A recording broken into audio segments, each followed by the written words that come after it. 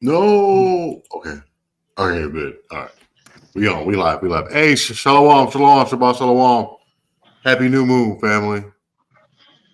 I mean, Happy New Moon, Mashal Shabbat, uh, Mashal Kadash Yarak. Happy New Moon. happy new moon. Come, come. We'll wait for a little bit for some people to get in. Some more eyes on there. Shalom, Wanda Wanda. Shalom, Mother Mathia. Shalom, Extra Right Princess. Jimmy Wine. I know we had some fun yesterday. We had some fun yesterday, man. All praises. Hope everybody's doing all right. Shalom, everyone. All praise due to the Most High, His beloved Son. Hailing out here from New York, you got Sean Nathaniel. Who you got? You got over here. You got Ambassador Yediah, aka Mr. Delaware. That's the mayor of Delaware now. And then we got Ambassador Barack from Chi-Town. Yeah. So basically, we're going to be going into a few new moon scriptures. Mm-hmm. Talk about the Sabbath, Mm-hmm. and then we're gonna just let the spirit flow. Let the spirit flow on its own from there. Mm-hmm. But how's everybody doing? Wonder Warner, Sister Beverly Pleasures, aka Mother Bathia, It's Correct Princess, and our sister Jamie Fan. Wait, you ain't got married that fast, Jamie? Yeah, Jamie Fan White, excuse me. That's what I'm saying. Excuse me, Mrs. White. Yeah, kind. All praise to the Most High. So we're gonna talk about the Sabbath a little bit, and the Sabbath is a day of rest. Shabbat. Shabbat means rest. To be at ease. Right, ease. So, new phone. Okay. No problem. I was about to say, whoa, we ain't get an invite or nothing. I was about to disown you. No more, my big sister. No more. Yeah, so I mean, the Sabbath is a day of rest where you let all your troubles melt away. Whatever happened in the week, you just leave it behind. It's Right. it's you just deliver it to the Most High. Man, this week was crazy. Thank you for allowing me to go through, and hopefully this next week will be a lot better. Push up your prayers better, and be in the zone. You know what I'm saying? Because I've seen this, right? I've seen this. As we don't pray, we get weaker and weaker during the week, and by week's end, you're basically done.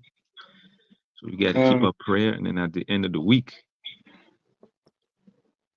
for lack of a better word, you become a new creature again. Basically, after that rest, you're like, oh, that was crazy. that day, this day is very enjoyable. You're with your family. Family's just relaxing, making fun, having jokes. But we all forget that the Most High gave us that day to be with family. So. And when you're talking about, having jokes with your family, you gotta, when it comes to the Sabbath, we all gotta let our problems go. Just picking back up on Sunday. That's all. But Friday sundown and Saturday sundown is dedication to the Most High, and that's where we're supposed to be focused at. We're supposed to be centered on the law, statutes, and commandments of the Most High from Friday sundown to Saturday sundown. And with that being focused on the laws and the commandments of the Most High and His high holy days, and you got no choice but to, be in tune with the high holy day, because why? You have the Sabbath. That was the first high holy day that the Most High gave us. After all of his creation, he said he made the seventh day the Sabbath day and a day of rest. Khan, Shalom, Barazal, Matazawad. Shalom, brother, welcome. Hmm. And right, Khan, Jamie fan. And it's good, right, Princess. Yeah, we be joyful. We do joyful things. Look out for your diet to come back in. Ooh. Your diet popped out. Yeah. There you go. Yeah. Yeah. And you said to do it joyful is good, right, Princess. And if for us to do it joyful, we can't have our hardship that we have going through during the week. You understand? Get Jeremiah 17 and 21. Go ahead, Barack. Come. It's the book of Jeremiah, chapter 17 and verse 21. 21. Thus saith the Most High, take heed to yourselves, and bear no burden on the Sabbath day. See, now Jeremiah is letting us know that not to bear no burden on the Sabbath day. We're not supposed to carry our problems on our back on the Sabbath. The Sabbath is supposed to be worry-free. And that's how you will start to enjoy your Sabbath. Why are you enjoying the Sabbath? Because you're resting from your weekly burdens. You're resting from your weekly worries. Go ahead, read on. Come. And bear no burden on the Sabbath day, nor bring it in by the gates of Jerusalem. Nor bring it into the gates by Jerusalem. Why in that ancient time to go on the gates of the city of Jerusalem? In the ancient times, we actually used to go to Jerusalem on the high holy days, the Sabbath. To do what? To take our sacrifices, our oblations, and give it to the priest and to the Most High. But the Most High said, don't come there like that. And the time this was written in Jeremiah, in the book of Jeremiah. This was written during our Babylonian captivity. So here, it's not that we were going to Jerusalem because we was under captivity under the Babylonians. What we was doing, it was letting us know that Jerusalem was us as the people. When you interact with each other, you don't have to throw that burden on them. So we don't bring it to the gates of Jerusalem. Our leadership, you don't bring that negativity around the priests. Mm. So that's where that would be going. Let's get Leviticus chapter 23, verse 1.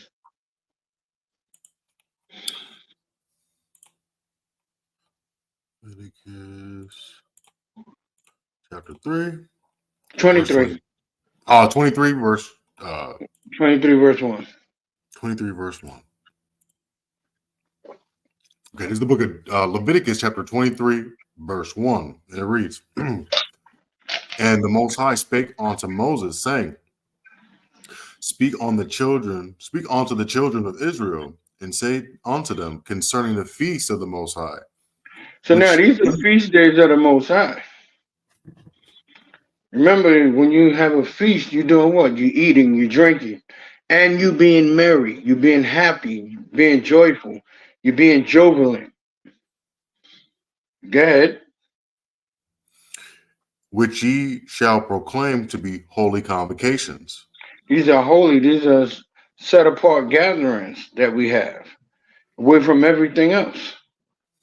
Go ahead. Even these are my feasts. And the Most High said, these hairs is feast days. Go ahead. 6 days shall work be done. So 6 days, all our work should be done from Sunday to Friday. All our work should be done. Go ahead. But the seventh day is the Sabbath of rest. But the 7 day is a Sabbath of rest. In holy convocation, ye shall do no work therein. So we're not to do no work for hire. So it's a holy gathering, and we should do no work for hire. Go ahead. It is the Sabbath of the Most High in all your dwellings. And this is the Sabbath of the Most High in all our dwellings. So now the Sabbath is the easiest thing to keep. We said we're to do this in all our dwellings, and this here was being told to us even coming out the wilderness. We was keeping this before when we had the oral law. A lot of these high holy days and stuff and these different rituals were kept, but it was kept orally. And that incorporates even people that would work for us. That means that there was in our household, like Abraham had many servants. Like now, you're not working today. You're not doing nothing. You're part of my household. You can't do no type of work. Right. You're gonna come back on us or on the head of the household or whoever told them to do the work. You'll get chastised by the Most High because you know better than that. Fine. Remember, the law, statutes, and commandments of the Most High was to judge and keep the whole earth in order. So yes, it was mainly for us, but do not the other nations got to follow the law of the Most High? Come, because if they don't, they won't be loyal subjects unto us. So all the nations got to follow the law.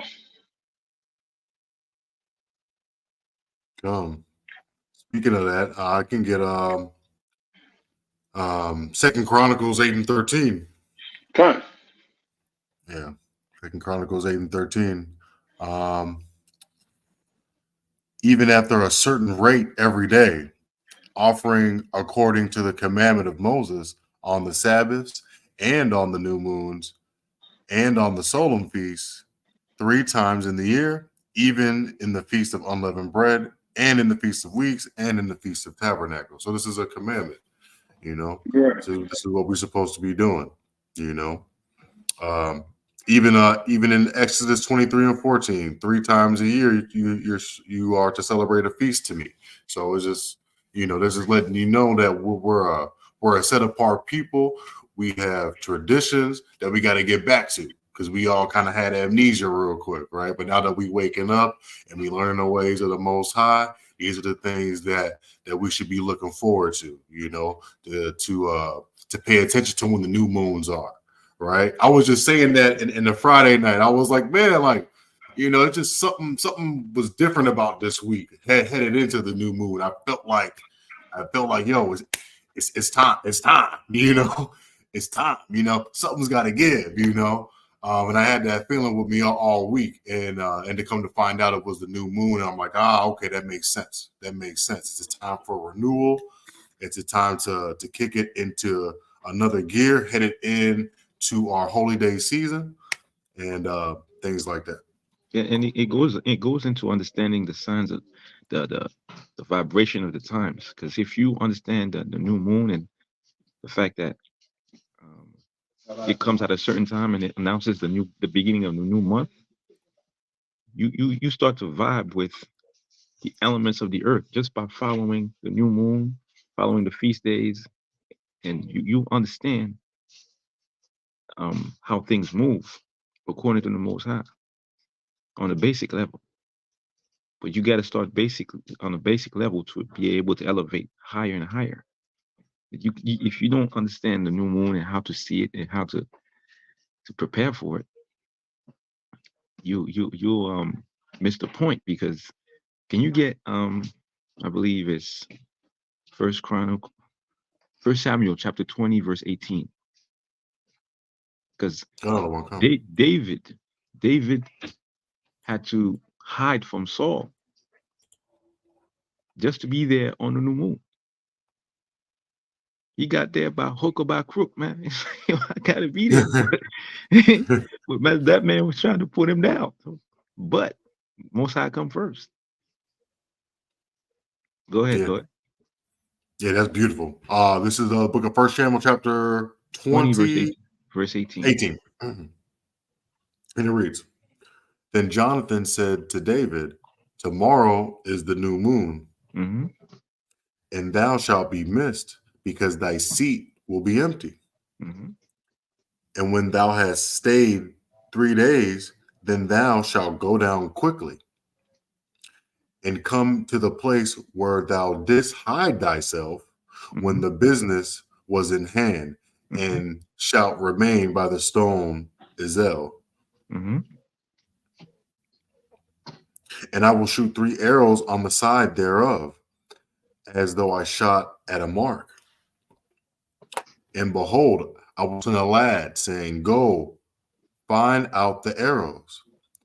If I expressly say unto the lad, Behold, the arrows are on this side of thee, take them, then come thou, for there is peace to thee, and no one is hurt, as the Most High liveth.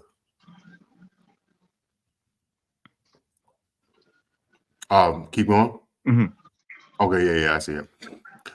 But if I say thus unto the young man, Behold, the arrows are beyond thee, go thy way, for the Most High has sent thee away. Mm-hmm. Verse 23. Mm-hmm. As touching the matter which thou and I have spoken of, behold, the Most High between thee and me forever. So David hid himself in the field. Mm-hmm. And when the new moon was come, the king sat down to eat meat. King Saul, go ahead. And the king sat upon his seat, as at other times, even upon his seat by the wall. And Jonathan arose, and Abner sat by Saul's side, and David's place was empty. Mm-hmm. Now, nevertheless, Saul spake not anything that day, for he thought something had befallen him. He is not clean. Surely he is not clean. He's not. Something is wrong. Why he's not here? Something happened to that man. Go ahead. Wait, Right. one second, other one. Now you see, he was banking on him to be there, and he felt like something happened to him due to the simple fact he know David is not gonna miss. The new moon, no matter what. He's not gonna miss no high holy days or no new moons. Something's wrong. So the new moons and these high So holy he days, know that David was gonna keep the law, but David he bent it just a little bit because he know that King Saul was seeking his life, Good.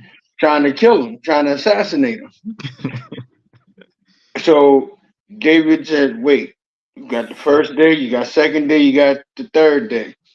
So you know what? I'm still gonna be able to keep it, but I'm creep in there on the last day, get in and get out." Good. So it's beautiful because it gives you an understanding of, yeah, if brothers ain't there, that the temperature is wrong, something is wrong, and you might just call them and say, "Yeah, everything's well. I ain't see you during the high holy day or during Shabbat or." Huh? You know what I'm saying? So Because you know he's always there. Mm-hmm. You know, like if you look at any of us, any jobs that any of us had, we know we got that one employee that's over the top, but all of a sudden they do a no call, no show for like 2 days. What's gonna happen? The boss know that person is very dependable. The boss is gonna do what? Go on their records or ask other employees, "Have you seen so and so? Have you seen Miss Pleasures? Have you seen Miss Issachar? Have you seen Miss Skillman? Have you seen Barack? Yo, he did 2 no calls, no show. That's not like him. He been here for 8 years. She been here for 8 years." And look at it this way. And then they contact the family. And then next you know, what happened? The family going to do a wellness check, cut in, they're still not answering their phone. You know where I'm going, you die. You know The the first shows that 48, we look Lord. at. The Yeah, first 48. Not first 48. Fatal Attraction. Fatal Attraction, Snapped, Oxygen, all of Right. that. Right. And they say, oh, so and so haven't been to work in 2 days. They didn't call. That's not like them. Something's Same wrong. thing with family. Yo, your dad, he always keep up with contact with family. Your dad always keep up with the high holy days. He's the first one to send out the text message about the Sabbath. We're going to camp. This, that, the other, the third. Yo, what happened to your dad? See, you remember last week your dad? It was last week, right? Yeah, last Yo, week. you been with us for how many years now? Oh, close to 5. And then just last week, you was a no call, no show. Yo, I was like, Your body just shut down on you, and you slept for about a day and a half. Yo, I was done. Telling you, man, it's like when you want to be there and your body says, "Nah, you ain't moving." It's like, oh man, what's going on here? And then brothers, Shaw and Daniel Allah was the first one to call me. What's going on? How are you not here? Then Kazak was like, yo, and then everybody was like, yo, we ain't seen you, man. We missed you. Like, something off, man. Yeah. we didn't hear from him. We didn't hear from him until like almost Sunday afternoon, around 1 o'clock in the afternoon. Yeah, man. He was like, yo, I crashed. My body crashed on me. He was out of commission. So this is an example how even though Saul's worrying was of an ill intent, it was of an ill intent because of his jealousy and his malice. That shows that that David is always on top of the business, his part of his business with the Most High.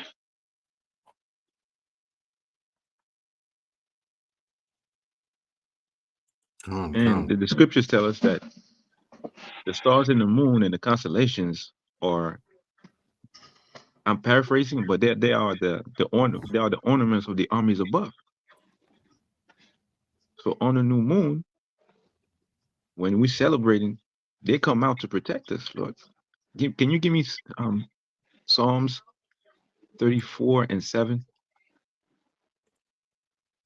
Because they come out to protect us, man. Because we having a joyous occasion, doing our thing, and we are basically unguarded. So the Most High said, yo, on the new moon, send these armies to come and guard us. Go ahead, Lord. This is the book of Psalms, chapter 34, and verse 7, and it reads, the angel of the Most High encampeth around them that fear him and delivereth them. Mm-hmm. Verse 8. Oh, taste and see that the Most High is good. Blessed is the man that trusteth in him. See that? So, I mean, you go through these holy days, you see people, and we feed off each other. We give each other spiritual manna, spiritual energy, many things. God,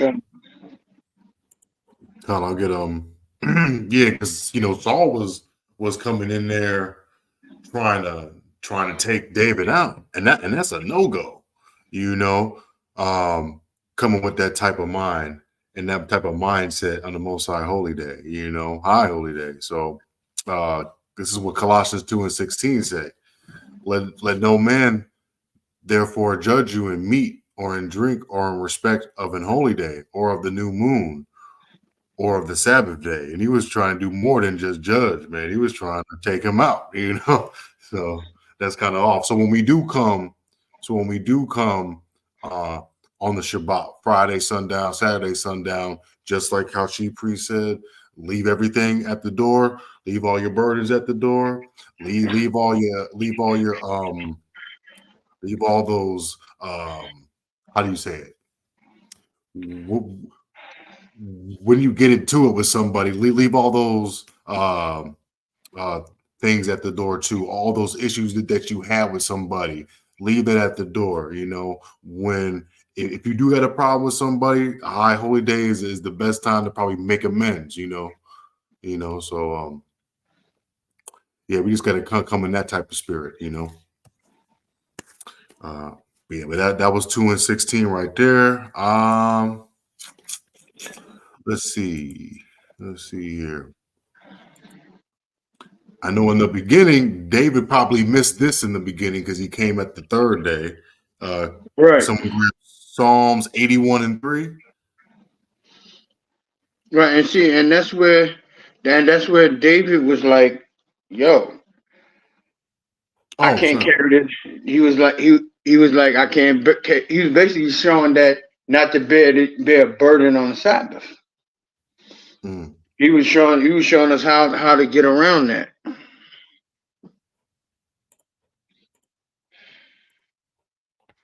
Yeah, con. Okay, I added you back. Okay, con. Con.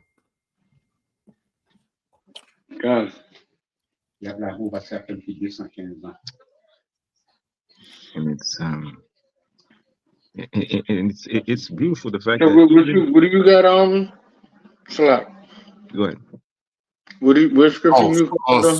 Psalms 81:3. I was like, since David came on the third day, he probably missed the beginning of the service. Con. But him being the man of the Most High that he is, even though he couldn't physically make it to where everyone gathered at the appointed place, he still made sure he kept it. He stayed in tune with it, and he made sure that he didn't step out of bounds, with it and still worship. But he made sure he made it on that last day to be there with everyone. Mm-hmm. Yeah, and what he did, since he hit himself, he definitely got rid of that burden, or he was, what I'm saying, he prevented anything catastrophic from happening on the Most High's holy day too, as well, because that would have been something to see. Oh my gosh, what happened to David? But David also, he was a bold one, man. He was a bold one. He was built different. Man went into the temple, grabbed the showbread. He's like, yo, I need to eat, man. Right. But David did that was done on a different level. That him going to eat the showbread. David could have stopped and ate at anybody that along the way, but that was the Most High doing that. Because remember, that was the Most High opening up the priesthood. Remember, no, even Judite can't go in the Holy of Holies, pull the curtain back, grabbing the showbread, eating showbread, drinking wine. That's bananas.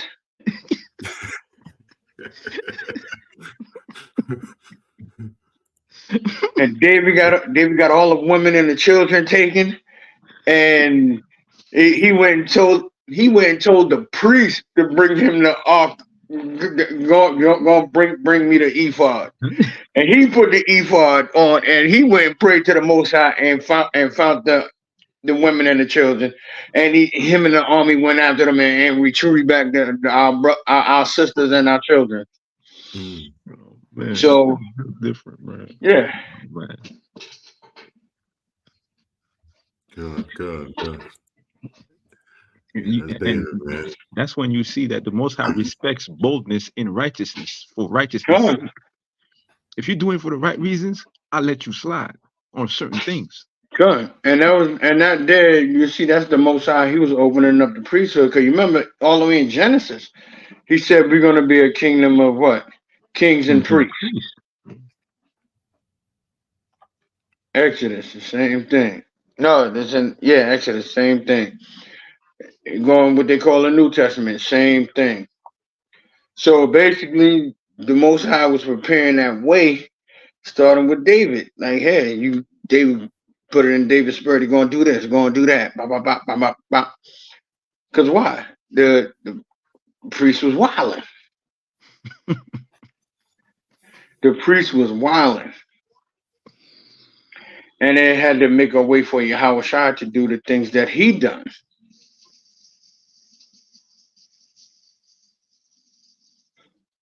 Healing, raising people from the dead, not only raising people from the dead, recovering the sight of the blind, healing the sister with the issue of blood.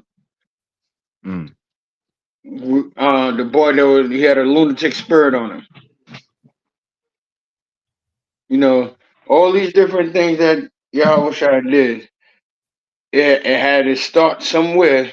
Because why? These are priestly things that Yahweh Shai was doing from the tribe of Judah. Mm. When you got sick, when you was unclean or whatever, who you had to go to in what they call the Old Testament? You had to go to the priest. Not only that you're going to the priest was the one, praying, doing their sacrifice, the oblations, and they was healing you from leprosy, healing you from the different ailments, healing you from sin that you committed, that we committed. So all this had to happen for Yahweh Shai, so Yahweh Shai can take that role also. And then in this day and time, what happened? Look at us. Israel is in a disarray in different ideologies and philosophies, different deities. We don't have Levi in every congregation, every school, to do all the services and do all the high holy days, to do all the sacrifices. Because why?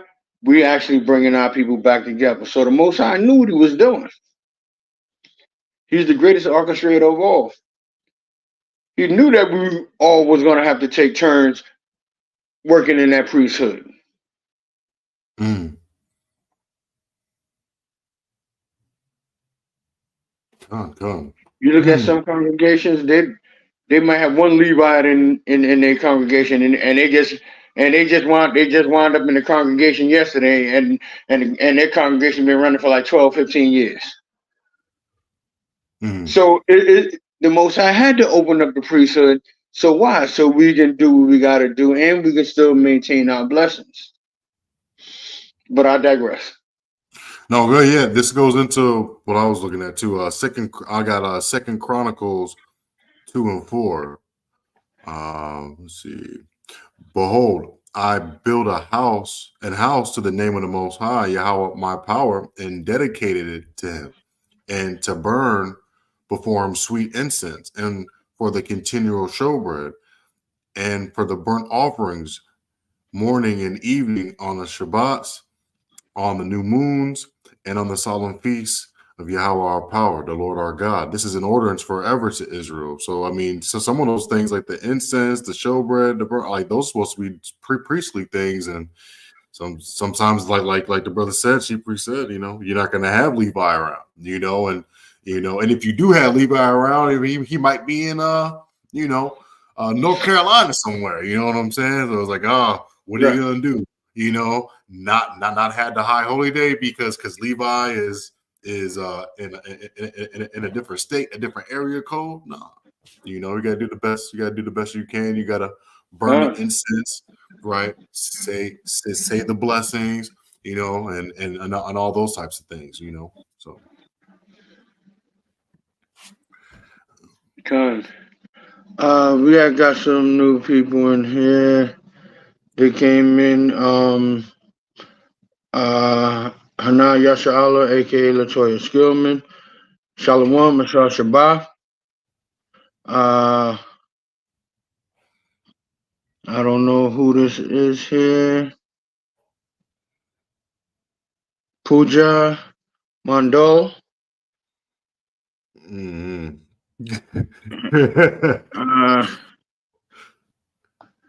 And then may the Most High bless you where the way he may see fit. God. Eli Luna, what is this about? Hold on a second. I'm almost there. It's the right princess. She said boldness and courageous King David. King David here. He always went out on the limb to do what he gotta do for the Most High. Yeah, he messed up 2 times, but he did have a good recovery. Good. He did have a good recovery.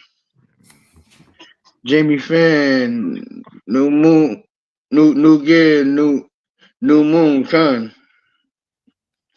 Eli Luna, what is this about?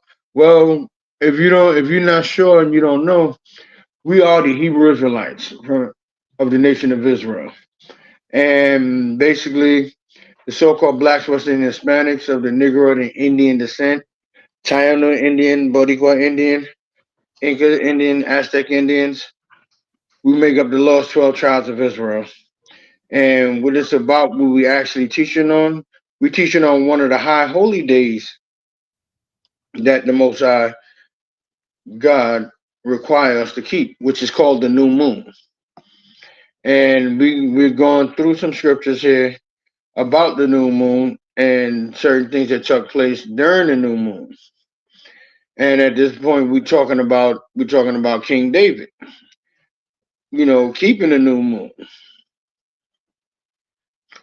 So that's what we were talking about. We're talking about keeping of the new moon, keeping of the law of the Most High. So that's basically what we're talking about here. And we expounding and letting it know that the new moon is the beginning of our months. And when you can tell when there's a new moon, is when the moon is not visible out in the sky at night. That's the moon, the new moon. The moon phase, you have 28 phases of the moon. And the moon does different things for you. You got certain crops that grow at night, which grows by the moonlight, which actually deeply penetrates the ground. It penetrates the water. To cause certain levels of high tide, low tide, undercurrent. The sun does the same thing, but the moon gives it a more of a better advantage. You can grow different crops, certain crops at night. Like the potato, it grows by moonlight. And when you deal with the moon, it also helps you realign your body. It realigns your body, your hair growth, your skin growth. All of the new moon and the moon itself affects our bodies in certain ways. Because imagine the body's made up of mostly water. The moon affects the ebb and flow of the ocean. So it's going to affect your body. 76% water. Just like the earth is 72% water. The human body has the same components that you have of the earth. Why isn't it? That's why it tells you that man was made from the dust of the ground. Who was made from the components of this earth. Just as the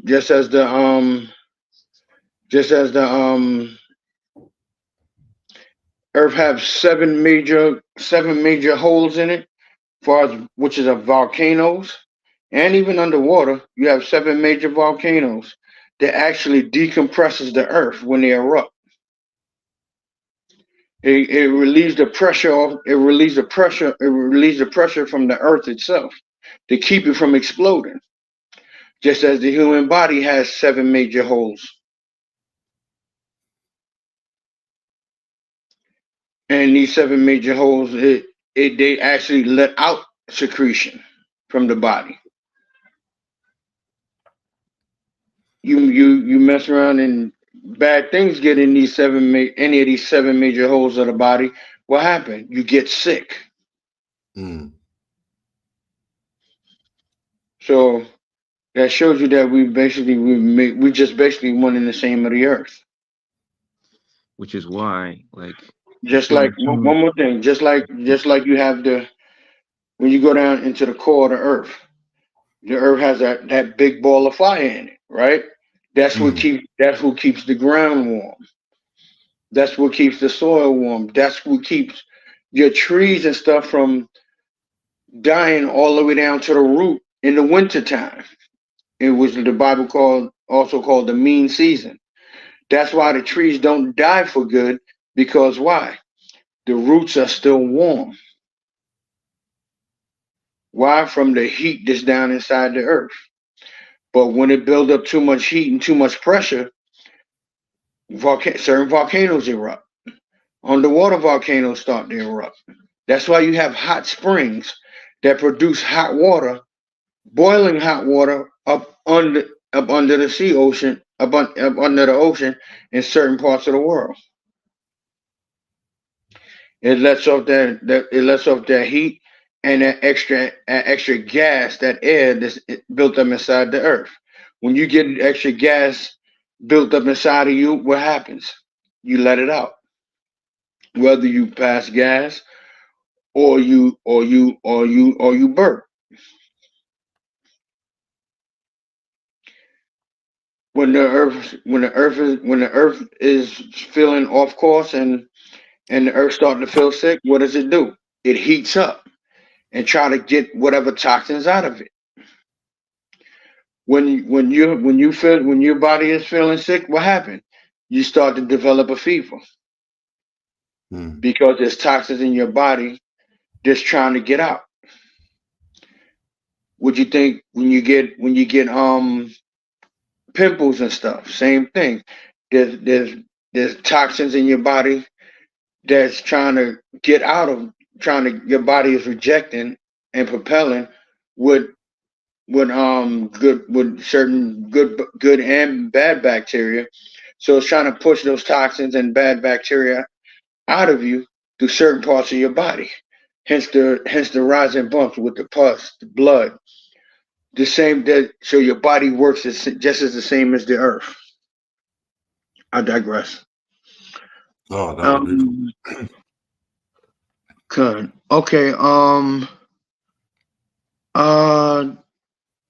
Shalom is me again. All praises. Ashar Shabbat.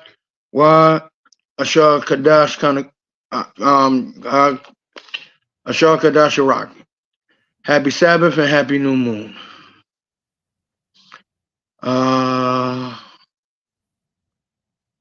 Tell me, how do you determine the new moon? Yedai, would you like to explain how you determine the new moon? The Sister Beverly Pleasures would like to know. The new moon Sister is correct, Prince. Give me 1 second. Sister is a correct princess. She said he's okay. That's her cousin. Okay, Eli Luna is a correct princess cousin. She's like 12 years old.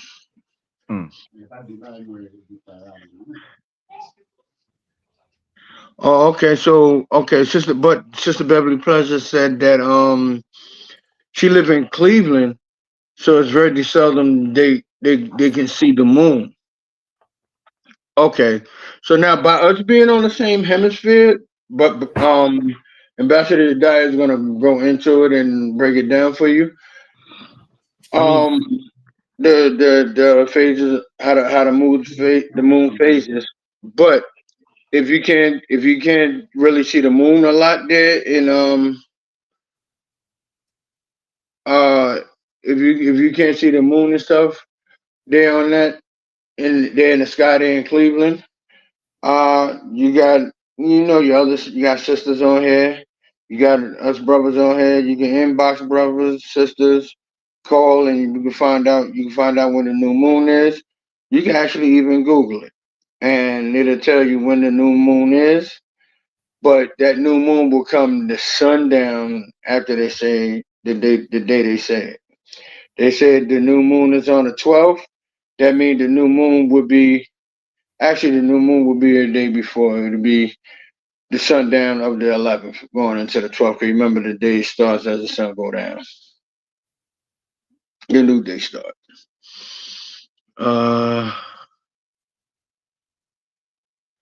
Yes, Khan, the moon does seems to be very important. Yes, it is very important. This guy, hey, Shalom, Shah Shabbat.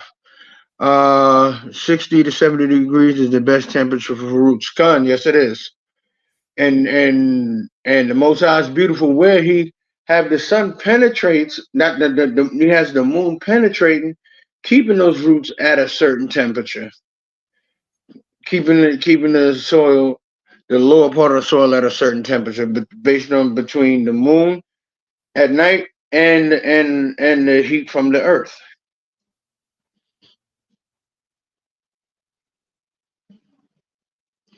Go ahead, Yedaya. I can get into the rest of the comments in a bit.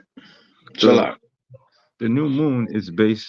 There's many phases. Like Chief Priest said, the month it has 28 days, and a full moon, right, is bright, right, and it comes in from the right side of the moon towards the left, right. So basically, as you see the sliver on the right of side of the moon come in, the sliver of light that is decreasing, it tells you that the new moon is coming in, right? So you could calculate how much time you have based on that phase. So let's say you have a full moon, right? It's bright, right? As the new moon comes in from the right hand side, because I know Salak, and let you also know that the full moon is actually the middle of your month. Yes. So as the change of light comes in, it comes in from the right towards the left. So as it changes, you'll see it like you develop a habit of looking at the sky and looking at the moon when you can see it, so that when, let's say, you reach the halfway point of the month, that means that the moon is half. So the beginning of the month is about to rise, so the full moon is halfway gone, right? So as that moon comes into its darkness, or being into a new moon or newborn moon or new month, you will see it, the light decreasing in its perfection. That's what it says in scripture. Give me Ecclesiasticus 43:9. Because the new moon is like a newborn child. It's never fully grown. It is a newborn. So it just came into this world. So the new moon is the same way.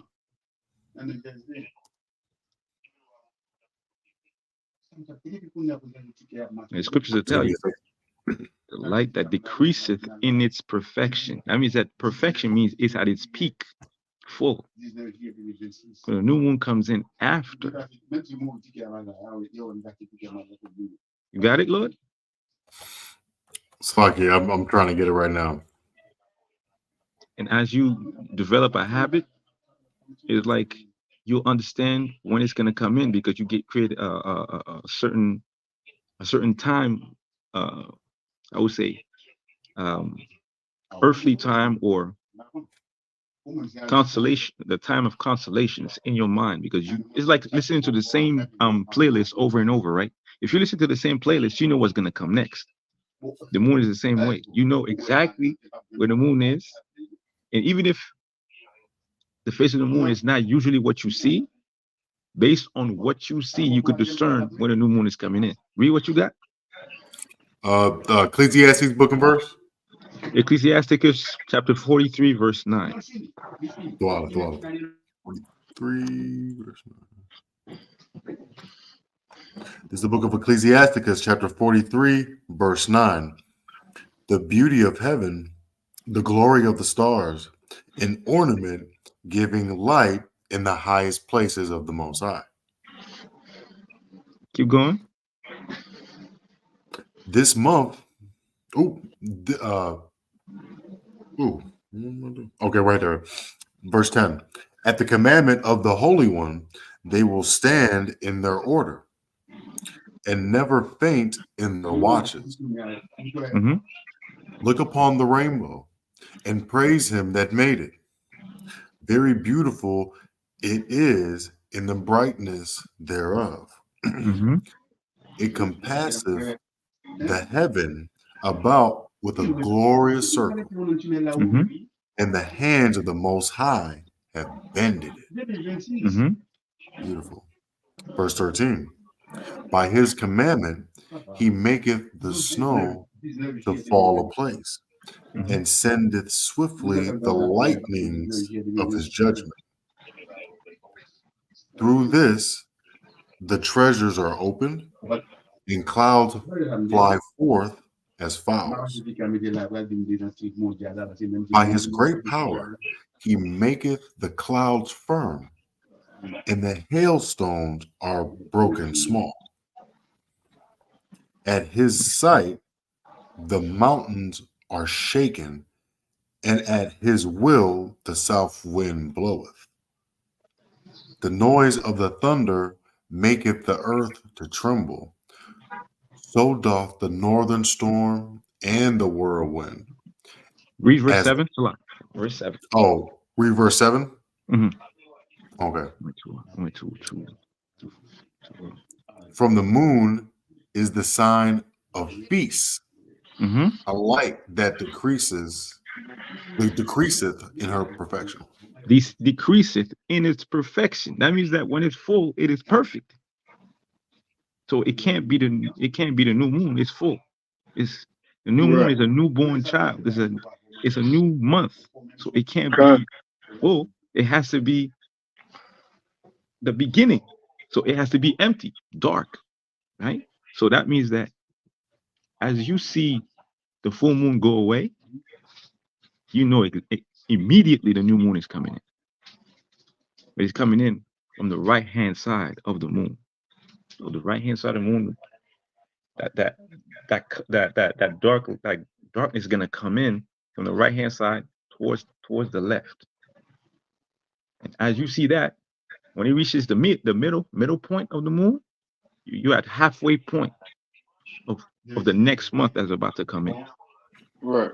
And when it's fully dark, that means you're in the beginning of the month. Don't even think, oh, maybe I'm off by. You could be off by a couple of days, maybe, because sometimes you have a small little sliver, but that you see, but we manage it because we trying to follow the commandment of the Lord and the ornament He set up in the sky for us to know that what time it is. Everybody Let me know, read it. everybody had to watch, but ask yourself: can you go outside and look at the sun and tell what time it is without looking at your watch? Can you do that? Can you look at the moon and say, "Oh, the new moon, the new month is about to come in this amount of days"? Can you do that? That's the real type of time you need to be on. If you could do that, you're on a whole different wavelength. God, and to tell the time is pretty easy, especially at a 3-hour interval. 6 in the morning, when from sunrise, and you can tell by the positions of the sun, and y'all all can actually do that. Do that yourself, and you can start from with sunrise. You can start with sunrise, check your time, and see what time it is. Right, checking. Then when you 9 o'clock, look and see what time it is. Now look at the position of the sun. 12 o'clock, 12 noon, look and see the position of the sun. 3 p.m., look at the position of the sun. The evening time when the sun going down, look at your time. And you can do that for all seasons, and you can get the general basis, the 3-hour intervals of the day. And you will amaze people that are having cell phones and watches. They're looking at their watch. And, oh, what time it is? Oh, give me a second. You can look outside a quick second. Oh, it's 3 p.m. Right. Mm-hmm. You're like, how do you know? You look outside. Right. You look outside. It's 3 something. It's a little bit after 3. Oh, it's a little bit after noon. It's a little bit after 6. Yeah. Yeah. And then I know for me, when they talk about like high noon and all that, when I look outside, when I see that sun directly up straight in the middle, I know it's 12 o'clock. When it's kind of bending a little bit, I know it's going to be like around 3. When it's 6, it's about to set. And that's kind of how I do it. Right. and you'll start to move different. You start to Right. move different, act different. And then when you're wearing the watch, the regular ticking watch, not the digital watch we all wear now, but that ticking watch, actually that's not even good for you, because that actually throws off your heart rate. Mm. It throws off your heart rate and it throws off your pulse. Cut. I didn't know that. Yeah. Wow. Yeah, it throws off your heart rate and your pulse. Yeah, wearing a watch is that's like it's kind of a wild thing. Yeah, kind of. But I ain't telling y'all to throw y'all watches away, but I'm just making y'all aware. That's all. Come on, Sean. Come on, GP. Don't throw away my Rolex, man. Nah, don't throw that. Let me hold that. I ain't gonna wear it, but let me hold that. I'm gonna put that watch in a plastic box, a plexiglass box, just to show off. Right. Oh, Con, the sun, yes, Mother Bethia, the sun rises in the east and sets in the west. Con. And that's how you know which way you're supposed to face when you pray. You pray towards the sunrise. Mm. If you can't find the east, you know the sun rises in the east and sets in the west. And I have to say this. You have to understand how far this goes, because based on the direction, like the understanding of the elements, the sun, the moon, and all that, you could even tell where animals are going to be during the day for you to hunt. It's primal. It's somewhat primal, but it's deep in its wisdom, because it's easy to understand and easy to implement. Right. Yeah, and Mother Bethia, she just put in the comments, she said she threw away her alarm clock. She threw her alarm clock away upon retirement. Hey, I hear you. Yes, sir. You got rid of that slave buzzer. I hear that. Yeah, I know that feeling. I'm surprised you got habit to it. Good. And that shows you how that because that turns out people into robots. Look at me when I was working in a nursing home. I had to be there 5 a.m. Since I don't have no car, I gotta be out the house. I gotta be out the house by what you call it? By 3:30 in the morning. So yeah, I had to have an alarm wake me up. I had about 3 or 4 of them hitting that snooze button. I said, yo, and I'm still running late. I had to turn around and set my clock like 45 minutes early so I can Yeah. Right. So I won't be late. And then come on, down before I put you out. All right, you going voluntarily? Cool. When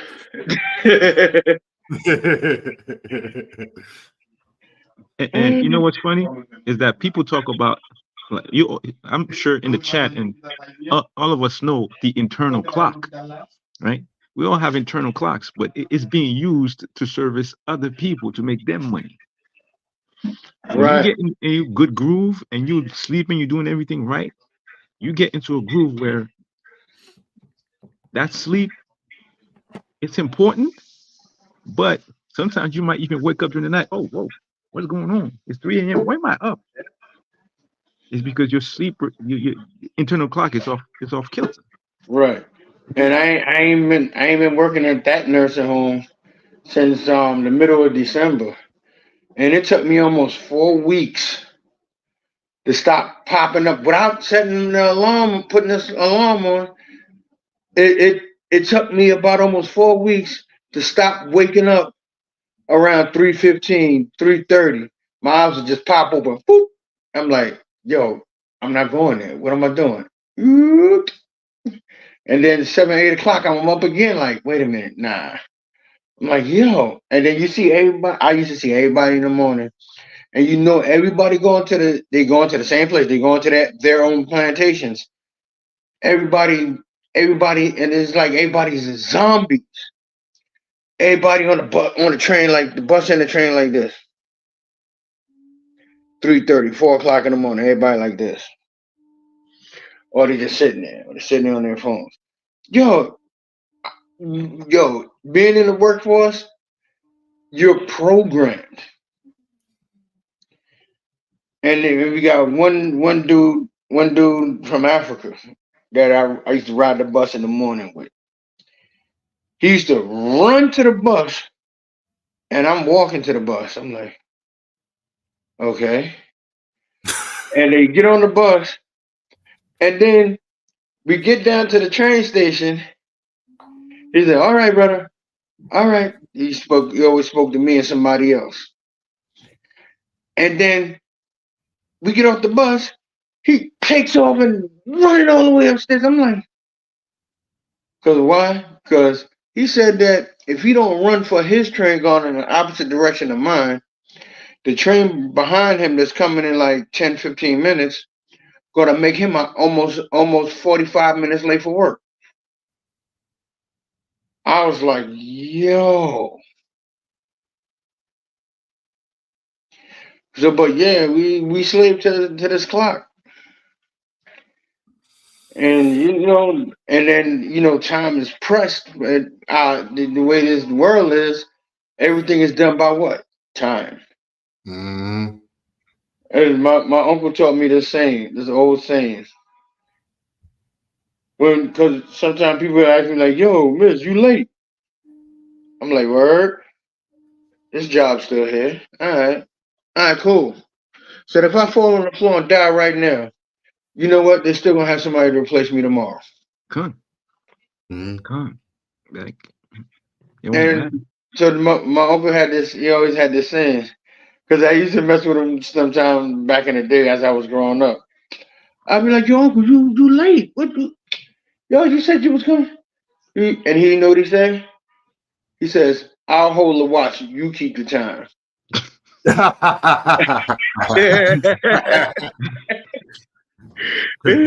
He said he'll hold the watch while you keep the time. This watch look good on me, but you keep track of the time. I'm good. So yeah, that's what it is.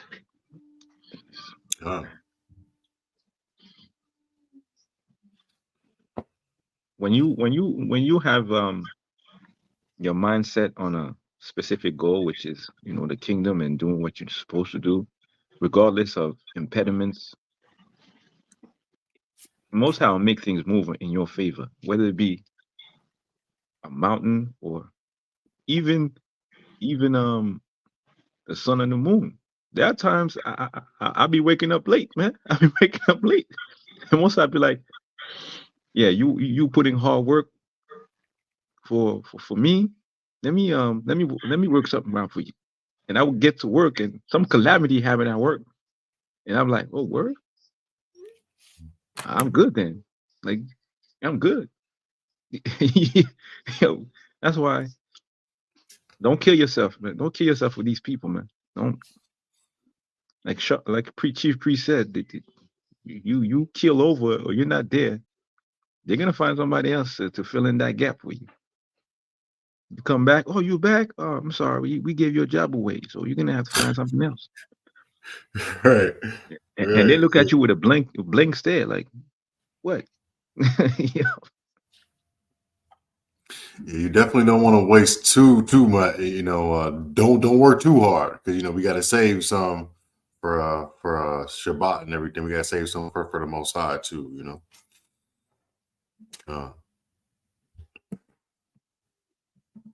and a lot of things we were talking about today, man, are like, it sound like we a whole bunch of expert farmers, as far as we're talking about the sun and the moon and, how roots are growing in the ground, and all this other thing. It's like, yeah. And we are, and we don't even realize. We're actually, we are farmers and don't even realize. And you know what's funny? I'm doing an anecdote here, but there's a lot of books out there, movies and advertisement that show you people that do evil things in their life. And then after that, they want a peaceful life. They want a farm. They want to grow stuff. but your hands are covered in blood. Most High said, yo, I'm going to give you the cheat code right now. I want you to become my farmer. Take care of my land. Take care of the earth for me. It's the quickest path to life, and whatever you grow sustains your life, because I'm going to give it to you, regardless if somebody comes into the field and grabs an ear of corn or grabs anything and you leave with it. I got you. Don't worry about it. But we're going out there trying to, let me triple my digits. Let me do this. I'm not saying not to do it. I'm not saying not to do it, but that all that effort must be translated into something else. Because we see the moon, we see the sun, the moon at night, right? And the day starts with the sun. Then we go back to the moon, and we go into a cycle. But that cycle doesn't have to be, a cycle of pain and suffering. It's just us that made that choice, because he gave us everything in the beginning. Look at the enemy Esau. We have trees in many cities that's supposed to grow fruit based on the fact that they have male and female trees that exist that's supposed to pollinate each other, and people are supposed to be able to eat freely. But the enemy makes it expressly eat to be that they only plant male trees. So that's why you have all these allergies and all these things that people have happen to them, when it's not supposed to be that way.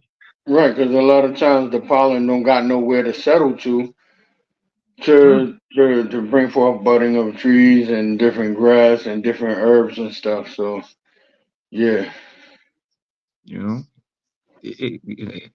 When you think that you hit the understanding, it goes even deeper than that. Like, wisdom and the knowledge of the Most High that He gave us is a ring that never ends. It's an infinite climb, never stops. And He just told us at Mount Sinai, don't climb the mountain. I'll give it to you. Don't climb the mountain. Stay 3 feet away. When I tell you to come, then you come. Don't come before I tell you. Right. Good. Let's see here. This guy, he said, at the summer solstice, the sun rises as far to the northeast as it ever does, and sets as far to the northwest. Every day after that, the sunrise is a tiny bit further south. Yeah, God, because the whole earth is going out. The course of this earth is going out of whack.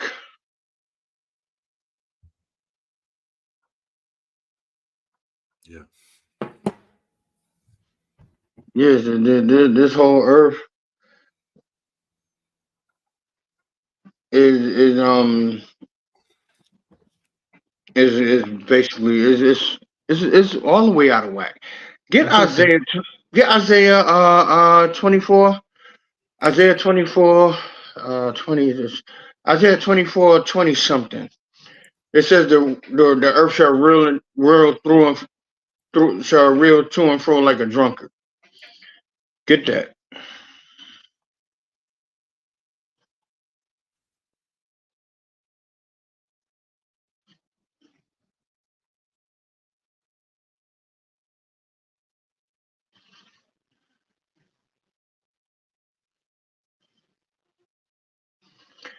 You got Isaiah 24. It's 20 something. Let me see. I think 24 and 20. 20? Yeah. 24 and 20. Go ahead, read that. I just lost it. Oh, sorry. What's going on in my life? 24 and 20. 24 and 20. 24 and 20. Okay, this is the book of Isaiah, chapter 24 and 20. And it reads, the earth shall reel to and fro like a drunkard. Read one more verse above that. God, the one God. Let me see what that says. Verse 19. The earth is utterly broken down. See, now, the earth is utterly broken down. Go ahead. The earth is clean dissolved. Uh-huh. The earth is moved exceedingly. So this all this stuff is happening in the last days. But the thing is, we just gotta follow that pattern of the sun. Yeah, because even when I go to Harlem, where I was born and raised at, over there, um, over there right before you get, I was right there on the border of um Hamilton Heights and Spanish Hall. What you call it? Yeah. Little DR, Little Dominican Republic, which starts at 156 or 158th Street, Amsterdam and Broadway, going the rest of the way uptown. But I grew up there as a child, and when we prayed, we had to. We basically we actually faced Broadway, and some years ago, quite a few years ago, we was out there over that way. Brothers was hanging out. We was having a good time. We was chilling for the new moon. We was hanging out there on the drive over there on FDR Drive, and we was relaxing and chilling. So brother said, "All right, let's pray. Set up sun going down. Let's set up these prayers." I was like, "Come." So brother's like, "Hey, where this is at? Where the moon at? No, which way is the east?" 'Cause everybody was from Brooklyn besides me. So I was like, the east is this way. Bro pulled out the compass. It was the east was like 45 degrees off all of a sudden. But yeah, this earth is going off course, due to all the wickedness that's going on in here in the earth. And then after a while, it's gonna be. And then you remember, you got a war going on this earth. So you got people dropping bombs and missiles in one area. So therefore, of course, you're shaking up the earth. That's what the Lord said to Isaiah. The earth is utterly broken down. Mm-hmm. And they're fracking and digging into it. I mean, Right. you go past them sites, man. It's scary almost. You be like, man, what the heck is going on down there? Right. Yeah. Read 20. Well, the earth shall reel to and fro like a drunkard, and shall be removed like a cottage. Right. So what happened? All these things that's going on here in this earth because of breaking of the laws of the Most High. The Most High is shaking this place up. So this afterwards. This earth is going to rock, just like a drunk person staggering going down the street. That's what the Lord said. This earth going to go from side to side, back to front. Go ahead. And shall be removed like a cottage, and the transgression thereof shall be heavy upon it. And the transgression, the sin of this place is going to be heavy on it. Go ahead. And it shall fall and not rise again. And then when this place fall, when this kingdom falls, it's not going to rise again. All praise is due to the Most High and His beloved Son, Yahweh Shai, who our people ignorantly call Jesus Christ. But remember, you don't got to get caught up in one tight specific direction. You can actually broaden it out 45 degrees, almost like 60-something degrees. Because remember, Jerusalem is not in one little, it's not a drop on a pin. So remember, Jerusalem itself is wide, just like any other town or city is wide. You understand? So you want to drive to Michigan, Flint, Michigan. I haven't never been to Flint, but let's say for example, argument's sake, exit 5W is for Flint, Michigan. But you going in a direction on one highway and it's telling you, hey, take this next exit going right towards Flint.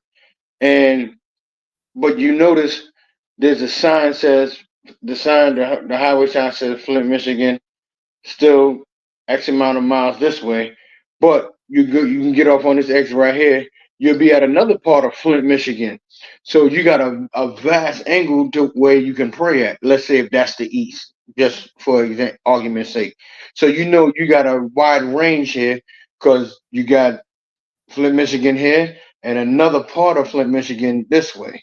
So you wouldn't be wrong. You're not going to try to lock yourself into 12 degree angle to get in that prayer, trying to be over righteous. It don't work that way.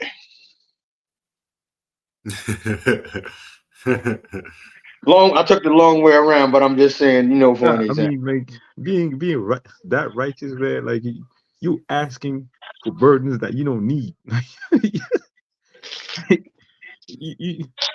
Most High could put you under Pharisees or under people that are gonna beat you down to a point where you're gonna be like, you know what, man, I gotta calm down, man. Seriously, right? Come on.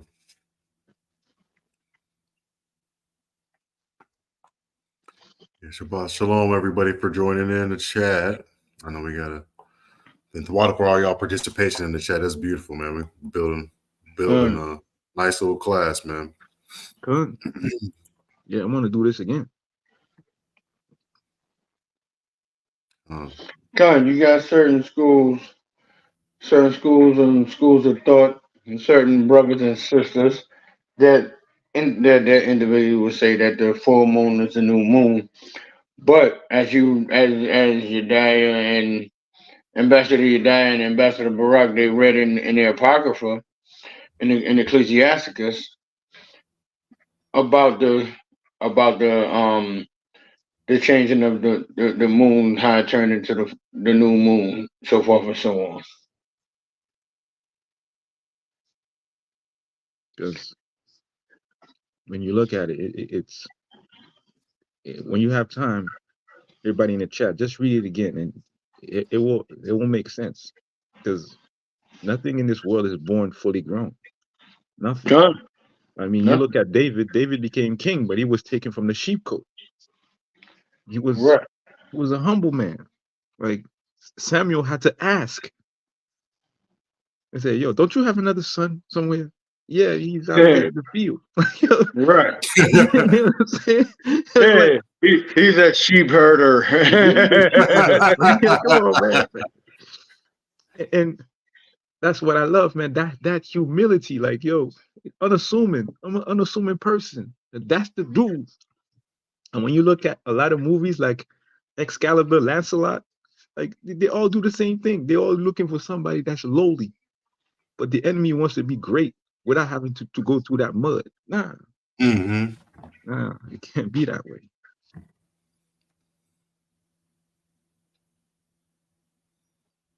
Right. What do we got here? Hey, Shalom, Brother Devin. All praise to the Most High, Shal Shabbat. And Ashar Kadash Rock. Happy New Moon.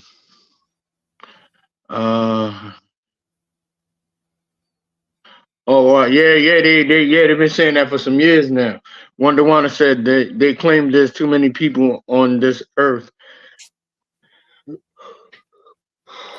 the earth is breaking. Yeah. The earth is breaking, Shalak. Oh yeah, I know who we have to remove. Trust me. Most I'll take care of that. Good. Mm-hmm.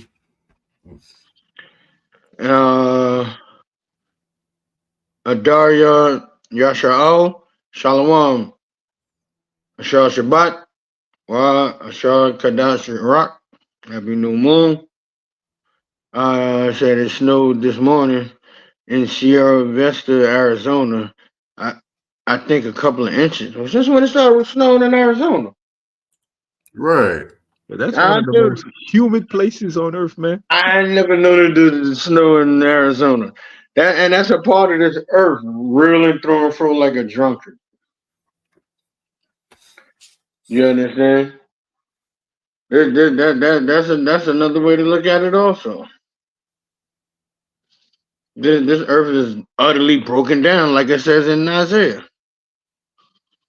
This place is really falling apart. Wonder said in 2018, my biology teacher said the government will get rid of people because the earth axis cannot stand the amount of people on it. Cause we gotta get rid of some of them white people.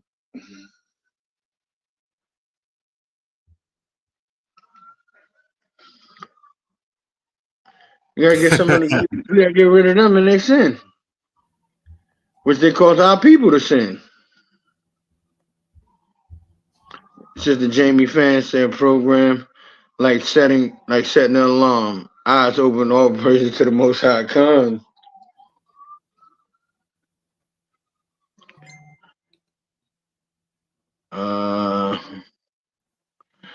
Sister Jamie Fan said this one monkey ain't gonna stop no show. That's what the light people say.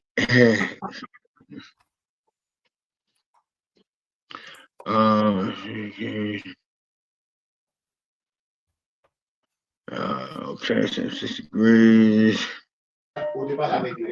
They're gonna have to go talk to Caesar from Planet of the Apes to get some help. Right.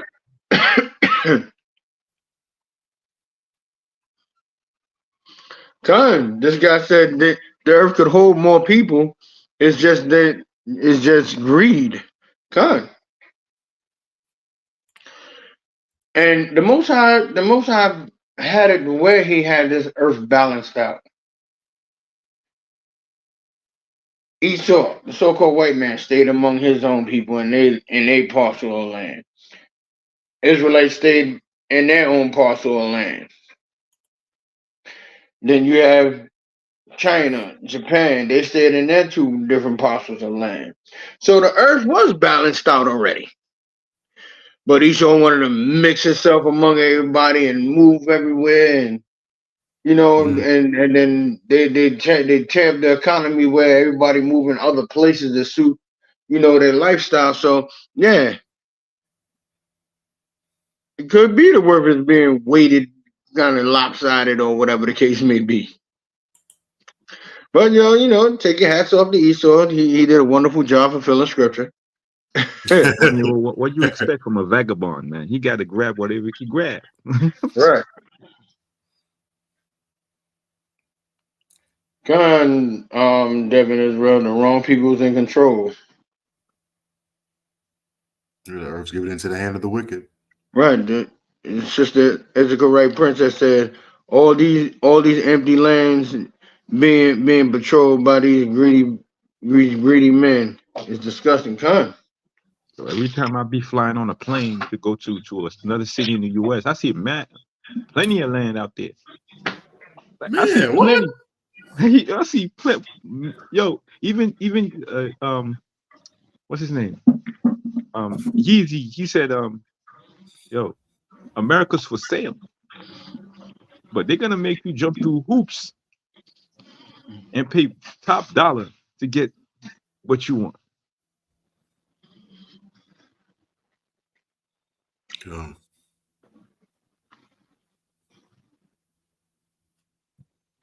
Huh?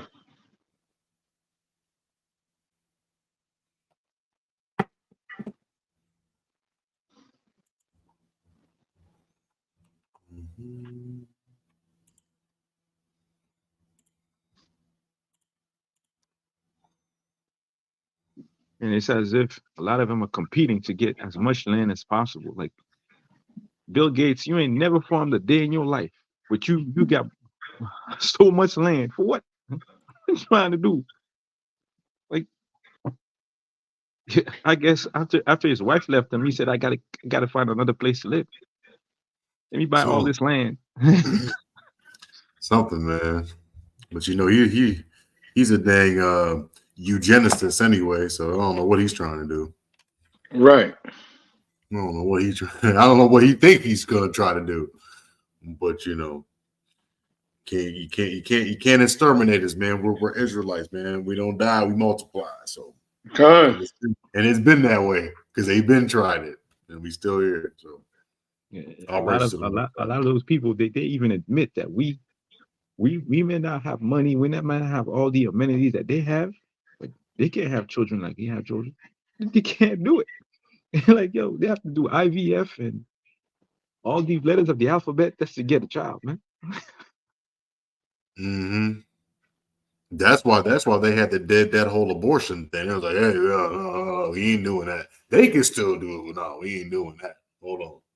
At least not in these states.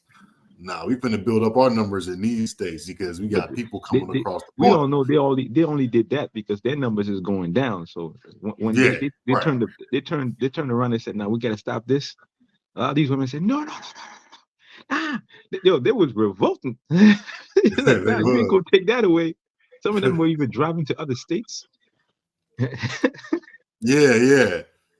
I mean, Right. you know, that's why this place is really out of order too. You know. But it's whatever. Most High is great, man. Whatever they plant and whatever they bring out to try to exterminate us, it comes back onto them double unto them double what they bring out. So we just have to sit down, keep the commandments, grab some popcorn, and just be Just entertained. enjoy the show. Yeah, that's right. We just gotta enjoy the show because I mean, like I said, man, our blessings are coming, man, and their curses have just begun, man, and we've been seeing that too. And you know, the scriptures say that the land won't till for Esau. You know what I'm saying? So, you know, we're seeing. I think the brother said something about what did he say? This guy, I hate him. He patents God's seeds to try to own the rights of them. Yeah, you see that? And then speaking of black farmers, so-called black farmers, I'm not black. This is black. We all different shades of brown, right?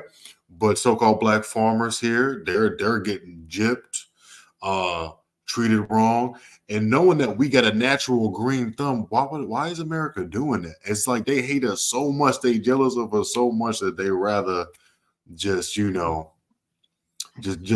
suffer. Because if we win in this country, the whole country wins.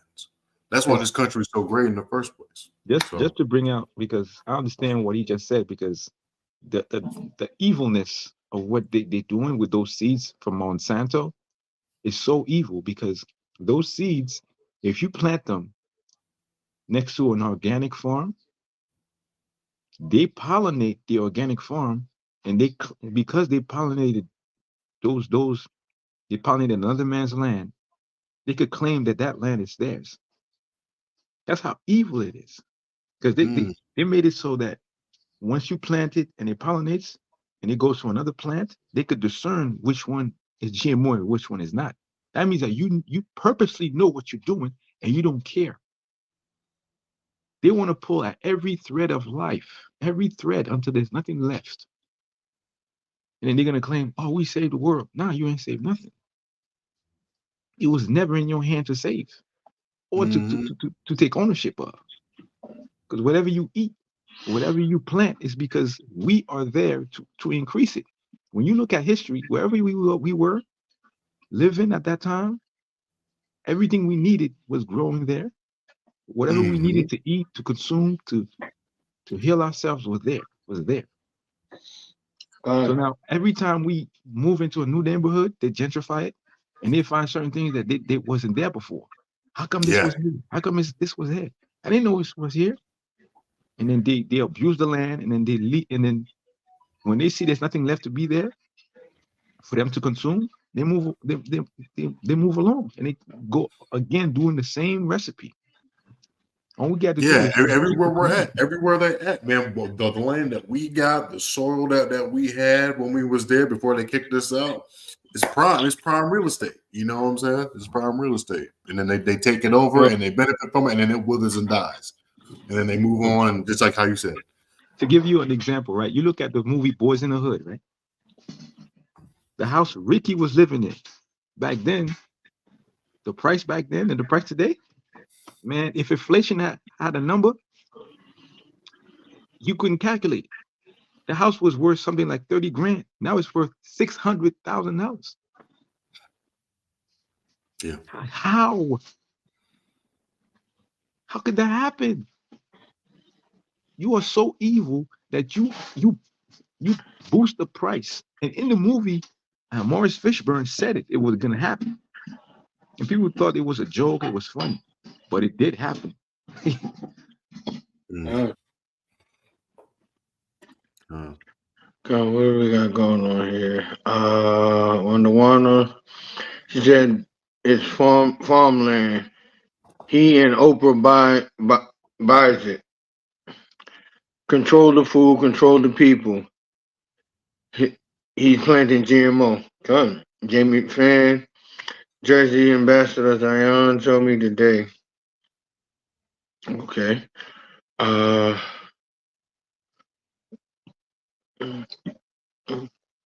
Sister Beverly Pleasure, she said they're all looking for a place to hide from the Most High. Yeah, they're looking for a place to hide from the Most High. But guess what? It ain't gonna work. Most High gonna send Emma Fudd in there with his shotgun. Yeah, right.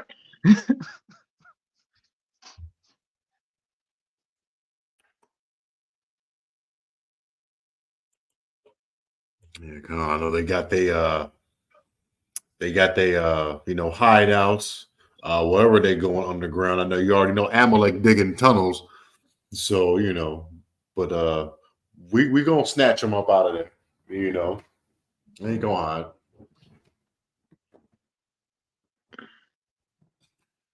Exactly.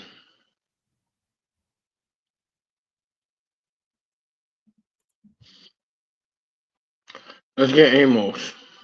Amos.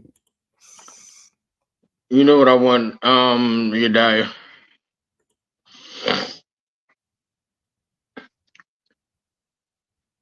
Say it again.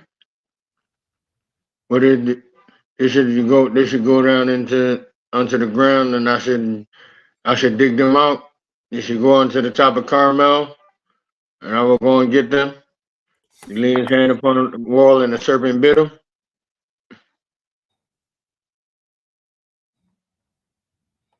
Oh, Yediah frozen again. Can't hear you. You muted. Amos 5:19. All right, let's go there. Come. This is the book of Amos, chapter 5, verse 19. As if a man did flee from a lion, and a bear met him, or went into the house and leaned his hand on the wall, and a serpent. No, I'm looking for the other one. Oh, okay. Yeah, because that's the day of the Lord. So. Okay. No, it's in Amos.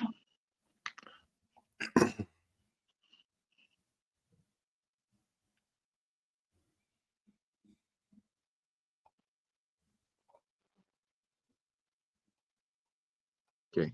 Amos 9:3. That's it. Amos 9:3. This is the book of Amos, chapter 9, verse 3, and it reads. We can do 2. Though they dig into hell, thence shall mine hand take them. Though they climb up to heaven, thence I will bring them down. Right. So it says though they dig into hell, thence my hand would take them out. So this so-called white man, he can go down and hide in the depths of the earth all he want, but the Most High said he gonna dig them out of there. With what? That thermonuclear destruction. Read on. Verse 3. And though they hide themselves in the top of Carmel. No, go back to the middle of verse 2. Though they climb to heaven. Though they climb up to heaven, thence will I bring them down.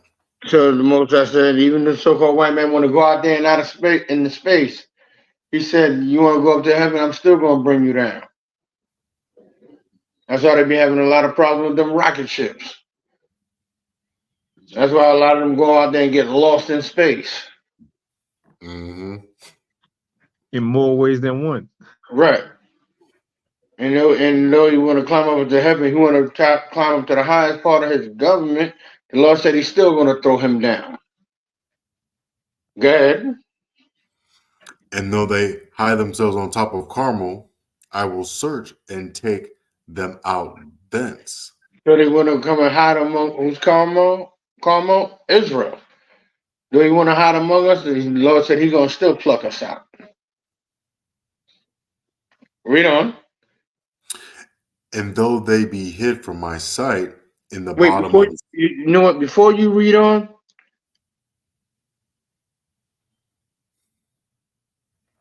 jump down to verse 8. gun, one gun. The eyes of the Lord is upon a sinful kingdom. So he said he said even they want to go into Carmel. The Lord said he's still gonna pluck them out. How is he gonna do that? Read verse 8. Behold, the eyes of the Lord God, Yahweh our power, are upon the sinful kingdom. So the eyes of the Most High is upon the sinful kingdom. Mhm. Go ahead. And I will destroy it from the face of the earth. The Lord said he's gonna destroy this kingdom off the face of this earth. Go ahead. Saying, I will not utterly destroy, saving that I will not utterly destroy the house of Jacob, saith the Most High. The saving that he's not gonna utterly destroy the house of Jacob. He's not gonna utterly put a full end to the children of Israel. Yeah, 2/3 of us gotta go. Go ahead. Verse 9. For lo, I will command, and I will sift the house of Israel among all nations. The Lord said he's going to sift the house of Israel from among all nations. Go ahead. Like as corn is sifted in a sieve. Just like you put corn in a sieve and you shake out the dirt and different particles, and then you see the kernels of corn, and you plug out the bad corn. The corn that's bruised and messed up. Mm. The dirt that's smashing dirty corn. The corn, you got the rocks in between. You're gonna take all that out. So it's like a corn sift in a sieve. That's how you're gonna what? Go ahead. Oh, sorry. Yet shall not the least grain fall upon the earth. And not one righteous Israelite is gonna fall upon this earth. Go ahead. Verse 10. All the sinners of my people shall die by the sword. So now the Lord said, all the sinners of my people are going to die. So the ones of us ain't that good kernel, hey, you gotta be destroyed. So now let's go back up. Come. So just To to verse be sure, 3. Most High said basically saying, if you're in space as an Edomite, thinking you're gonna come back like Star Trek, you ain't going back. You ain't coming back after a while, come. You ain't coming back, man. And if you're in the earth and you think you're gonna about to be like Fallout, or you're gonna be in your bunker trying to survive, nah, I'm gonna send like Cloverfield or something to that effect. I'm gonna send somebody under there and pluck you out like the tear that you are. And if you think you're gonna come and mix to my people trying to hide, like nah, Right, but now grab this field. Hey, I don't want who's down in the earth. Job 41, you got Leviathan. Mm-hmm. Job 41, you got Leviathan under that water. Okay, read verse 3 again. This is verse 3, Amos chapter 9. And though they hide themselves in the top of Carmel, I will search and take them out thence. So they're going to search. So they're going to hide in the top of Carmel.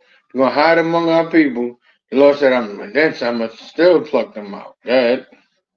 And that's with the fake masks that they wear to commit crimes to look like us. You're not gonna pass muster. Right. Yeah, some block 12,000 ain't gonna help you pass as one of us. It ain't gonna work. Yeah. I will search and take them out thence, and though they be hid from my sight in the bottom of the sea, thence I will command the serpent, and he See? shall bite. Yeah, Leviathan. He gonna command him to bite them. AKA, yeah, everyone know Leviathan as what? Godzilla. Mm-hmm. You got Godzilla and you got Leviathan. That means that the Japanese, they know what time it is. As soon as they see that, you'll be like, nah. Right. That's how they got that movie. They got it from Job chapter 41. Yep. Yeah, so what else our Lord's got? Let me see.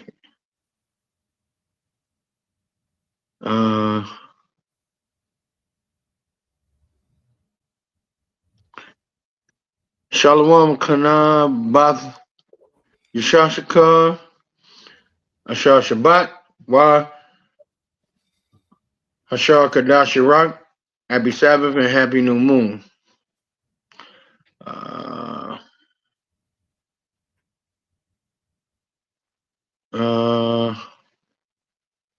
Ecclesiastes 12 and 12. Let us set a conclusion of the whole matter. Fear God, keep his commandments, for this is the whole duty of man.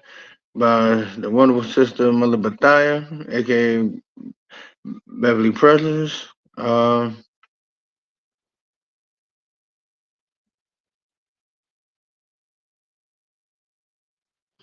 When the one said in the days before the Savior, nobody was taking blood pressure pills, penicillin, gun. And you know they got all that wrapped up in the pills. In order to make their pharmaceutical drugs, they got to put herbs in it to make their pharmaceutical drugs. Right. Wanda said the Jewish have tunnels and had bunkers in the hills. Yeah, they was running rampant here in Brooklyn with them underground bunkers. You be seeing them pop up and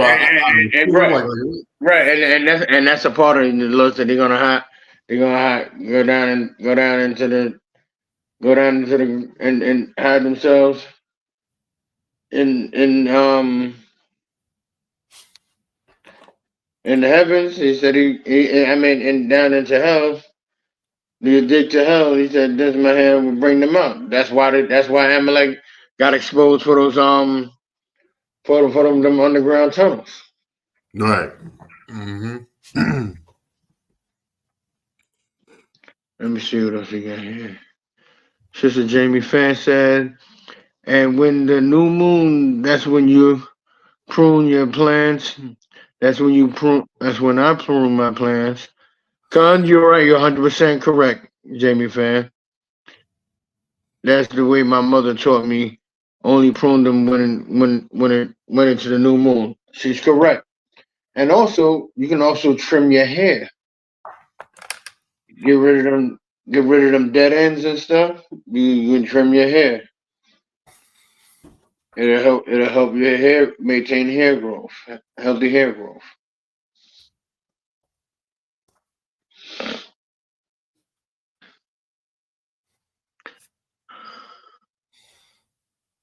You're going down in their bunkers. There's nowhere to hide from the Most High. Con. Yo. Wonder what is the singing? Nowhere to run, nowhere to hide. Martha and the Vandals. Hebrews 4 and 13. Is there any creature that is not manifest in his sight, but all things are naked and open unto the eyes, from with whom we have to do. Con. Custom operating the Most High.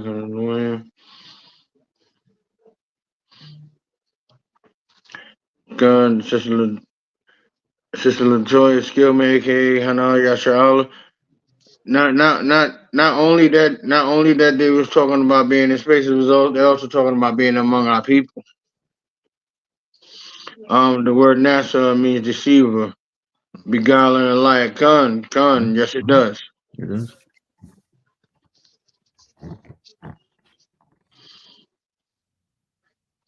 But them Amalekites, they're not Teenage Turtles, man. Is They a great footmen for princess. Shredder, man. They footmen for Teenage Shredder, man. Mutant Ninja, Teenage Mutant Ninja Amalekites. Yeah, nah, they footmen for Shredder, Lord. They out here creeping and crawling, wearing all black. Come on, man. They footmen for Shredder. Oh man, that's wild. I forgot all about that. Sister Latoya Skillman, aka Hana Yashali, said the red half, the red half of the oval is actually the serpent's tongue. Con. Well, for NASA. No, the medicine. Oh, yeah. The little oval shaped pills. Con.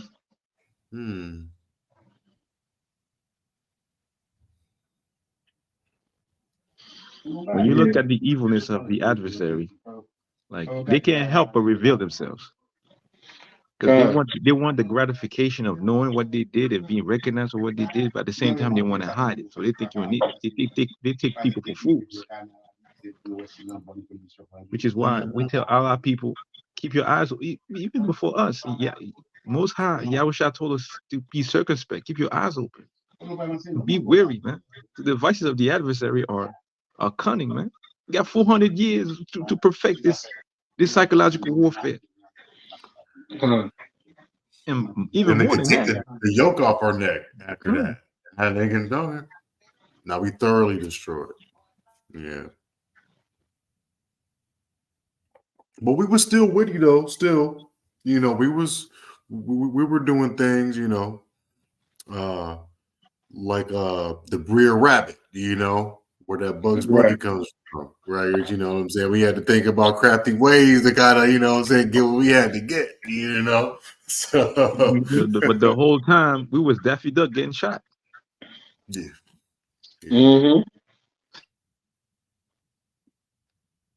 So you always had Elmer Fudd, Rabbit, or whatever he was talking about.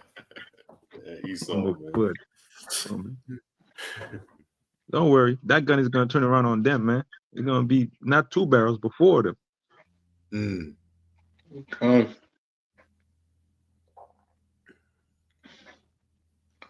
I got anything else? No, I'm too wild, Lord. Yeah, I'm too wild. This is beautiful right here. Yeah. This is a short. This is a short class. Hour 48 minutes. Yeah. As soon as you said it, I was like, "Yeah, we going the distance." Kind of bittersweet.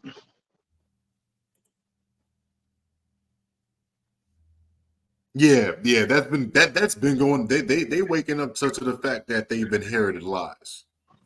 They waking up to the fact. But there are some of our people, they want to listen to that. They want to feed to that database. Not understanding that, do you understand what you're giving away? You don't know what they're doing with that information. And they tell you on the packaging, once you send it in, it's their property.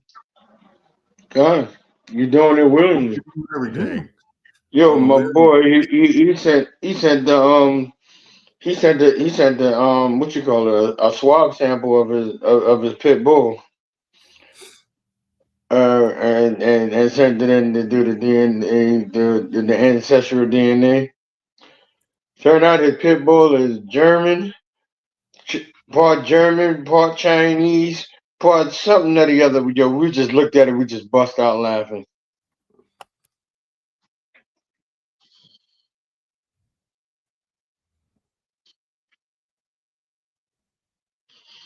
Devin Israel, come. We can see your chat.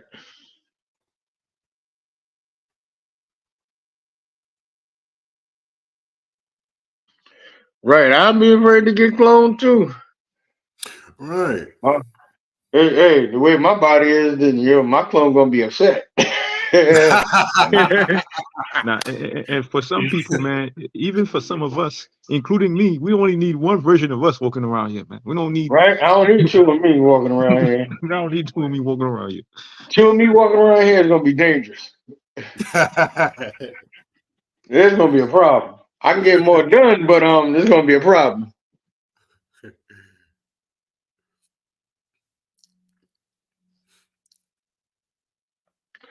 Right. Wonder Woman. So the pit bull is actually a German Shepherd Chinese Maltese mix. Exactly. Can you But he imagine said that? but they were saying that's what the dog nationality was. They just tested and the test didn't show whether it was a human or not. And we put money together and we did it again. We swabbed the toilet. And inside the toilet bowl that we said that, it was preposterous when it came back. Yo. Side note. Has anyone in the chat, even between us, seen the new report that they're making burgers made out of feces? Yeah, they're doing that. They're doing that in China. Yeah, they're doing that over there. Damn Moab, man. Yo, I understand the concept of recycling, but dang. Come on, man. What? I mean, if that's not insult to injury, I mean, you already know they eating him, and they eating all parts of that thing. I'll keep it PG-13. They eating shark fin, all types of stuff, and that's come on, man. How much lower can you go, Moab? How much lower can you go? We'll find out soon enough when we see the repercussions of that. Get Ezekiel. Ezekiel, the 4th chapter.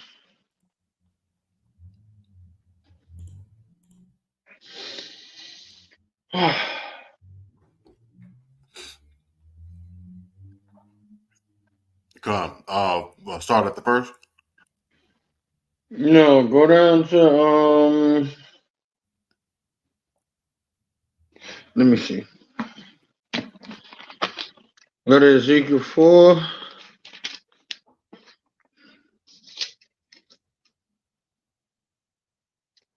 I ain't gonna lie, I ain't read this in so many years.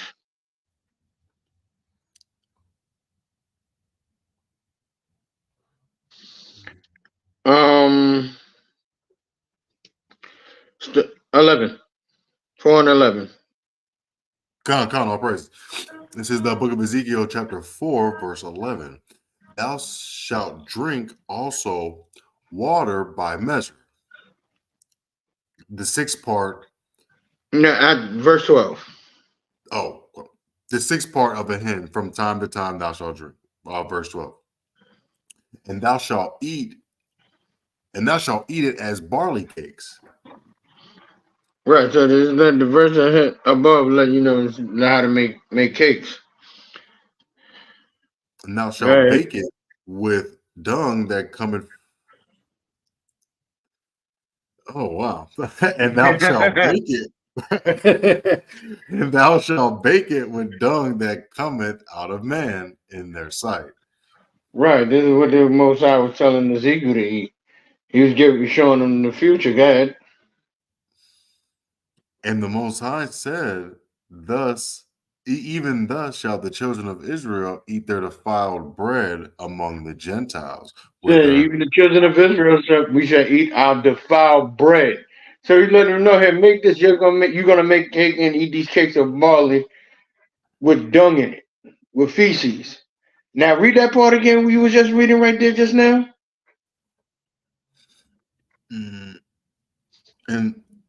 And the Most High said, even thus shall all the children of Israel eat their defiled bread among the Gentiles. And we're going to eat our defiled food among the other nations, the non-Israelite people. We're going to be eating from them. and they're gonna give us the worst thereof. Now, I know a lot of people gonna sit there and say they don't eat this, but you eating Chinese food. You going in Miss Ling Ling spot, and what you order? Okay, even if you don't eat it now, what did you used to order? Rib tips, pork fried rice, chicken wings, French fries, chicken wings, fried rice. Now, eat the same thing McDonald's too. Yeah. Now, we all have eaten these things and still do. A lot of us still do. So let's not put on the front. Now, we still eating these places. You still eating restaurants. Remember, these restaurants got a 3-second rule when the food fall on the floor in the prep kitchen. To pick it up and throw it on the fire, add a little extra heat to it, to knock the germs off and slap it on your plate. And Chief Ramsey, he be talking like his kitchen is clean. Trust, he doing the same thing. Right. When people are not looking, he doing the same. You gotta look good for TV. Yeah, what's up?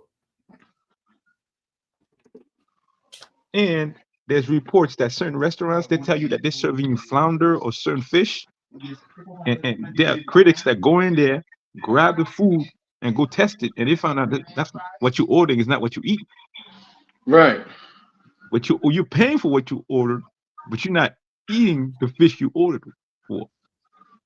So you've been robbed twice. Right.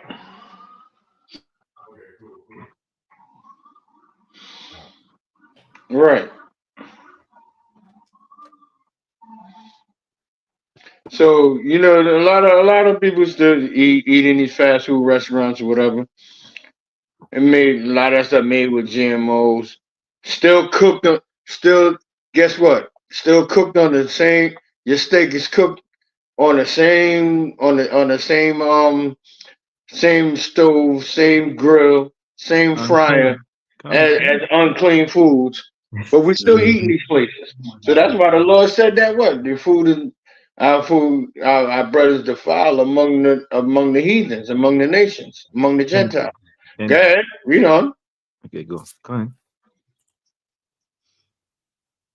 Whither I will drive them. Then said I, the Most High, behold, my soul hath not been polluted. For from my youth up even till now, I have not eaten of that which dieth of itself. So now Ezekiel saying, look, he referring back to the law. Even when he was young, when he was a child, he didn't eat of an animal that died of itself. When an animal died of itself, what that mean? It died from a sickness. That's roadkill, basically for our. And then you got, and then you got same thing like a person that's a pescatarian. And me personally, I say people is crazy if they buy a fish without a head. Why? Not saying it's not a real fish, but if you know anything about fishing, if the fish eyes are cloudy, like they got glaucoma or cataracts, that means that fish been dead for a long time. That's old dead fish they selling you. So a lot of them, what they do, they chop the head off. They chop the head off and sell you the body. So you got a sick fish. Or the fish with the bloodshot red eyes. That fish went through hell. That fish been fighting. Therefore, that fish got either bleeding on the brain. Just like a human get into a fight. Get a fist in the eye, what happened? The eye get bloodshot.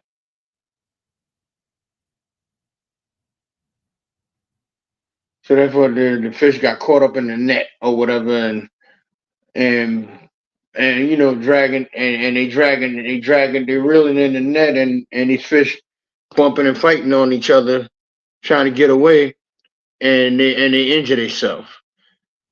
That's why you got a lot of when you open up some fish, when you slice it open, what happened? The flesh on the inside is bruised because he was either hit or beaten onto the side of the boat, or they was fighting trying to get out of the net.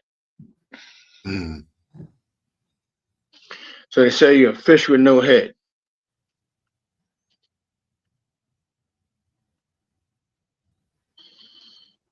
Come on, that's why you pray over your food before you eat it, and not to eat fast food much. But I do fall short sometimes. Bad fish. Come on. Yeah. Yeah, and I be looking at it when I go on the fish market.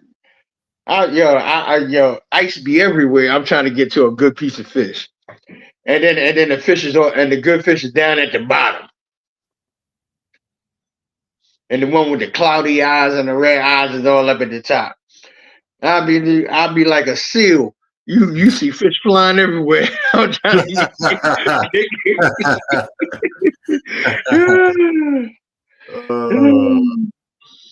You think them fish still alive the way I'll be flinging them fish? Leo, got one. Come. But that's the worst thing we can do is to buy a fish without a head on it. Whereas we taking a gamble. We taking a serious gamble. Yeah, so no more going to the store and buying things in the packs that's concealed tight. Yeah, if you can't avoid it, if you can avoid it, you can avoid it. But yeah, that's why we gotta pray up our food and it's letting us know our bread is defiled, our food is defiled. So let's finish reading that. Yeah.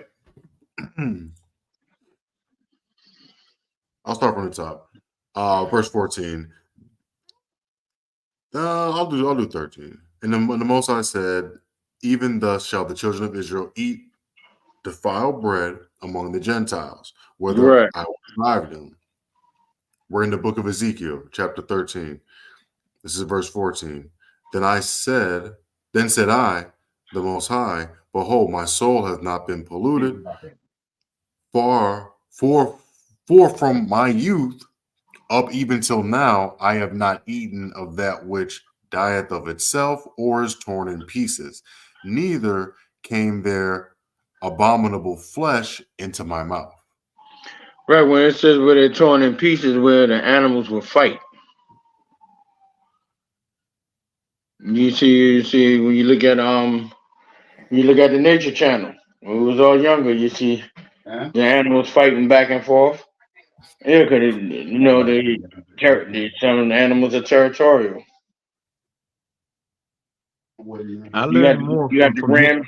You got the rams button heads. You understand? You got the your goat. They butt heads too. So, but their heads are protected from we're not only with the horns, but right up under the skull that's protected with that same type of material that come from their horns. But now, if they get blasted in the body with one of them ram headshots, yeah, the meat gonna be bruised.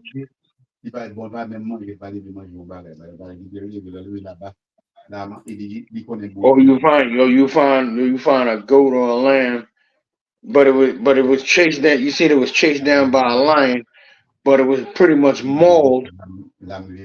It was mauled half to death. You can't pick that up and eat it. Why? Because of the bacteria and stuff come from that lion or that tiger from their paws.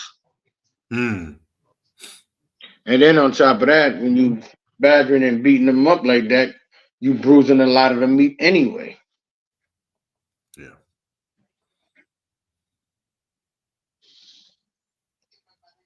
Okay, read on another one. Oh, yeah, go. Verse 15. Then he said unto me, Lo, I have given thee cow's dung for man's dung, and thou shalt prepare thy bread therewith. Mm-hmm. So he Moreover, said he give you cow dung for man's dung. Go ahead. And you prepare your bread with this. God. Moreover, he said unto me, Son of man, behold, I will break the staff of bread in Jerusalem, Mm-hmm. and they shall eat bread by weight and with care,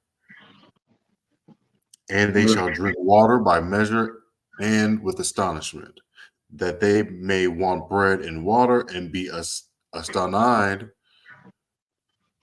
one with another and consume away for their iniquity. Right. So we want good water. We want good food, but we can barely get that. And then we consume away because of our sin. Why do we consume away? We wind up eating certain these animals and certain things. We wind up with high blood pressure, gout, diabetes. You know, Aneurysms, blood clots. we're right. Blood clots and brain aneurysm, deep vein thrombosis. Oh, we wind up with a whole lot of issues just off the foods and stuff that we eat.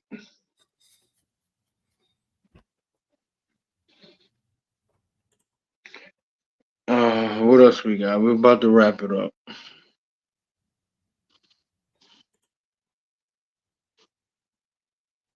Right, inflammation, Wonder Wanna. Is correct, Princess. Right. Poisoning. Sister Beverly Purses, I just pray that all infirmities are not in my food when I cook and eat it. Done.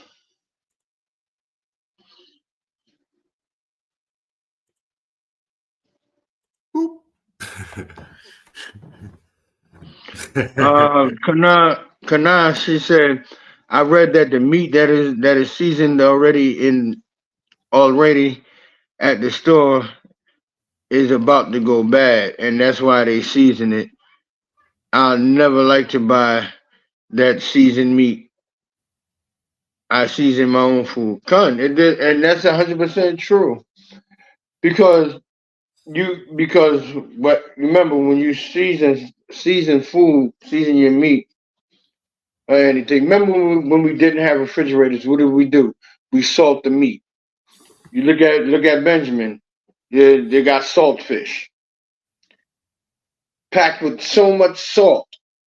You gotta boil the salt over, or you soak it overnight. Keep changing the water until you get all that salt out of there. You got salt beef down in the south. What they got? Salt pork and molasses. So, but that seasoned meat in the supermarkets is the worst thing you could ever buy. And You better off just eating cold cuts. you know what's the best thing about A seasoning? fish without a head being sold to you, and seasoned meat in from your supermarket. Because if you look at it, they put a very undesirable amount of seasoning on that meat. A very undesirable. You got a thick old coat of salt, pepper, this, that, the other, the third, and this, that, the other, the third. And you look at when you cook that, you're gonna die from the fumes of the sodium. There's so much seasoning on it. There's more sodium than a bag of chips. Bag of chips don't got nothing on that pre-seasoned meat that you find in the supermarket. That's funny because I always look at it, but I want to season it though. You know, so that's why I look at it. So yeah, like I want to see. I don't know what y'all putting in there, and it just doesn't look right. So I just always get one that's plain that I could just put whatever I need on. So.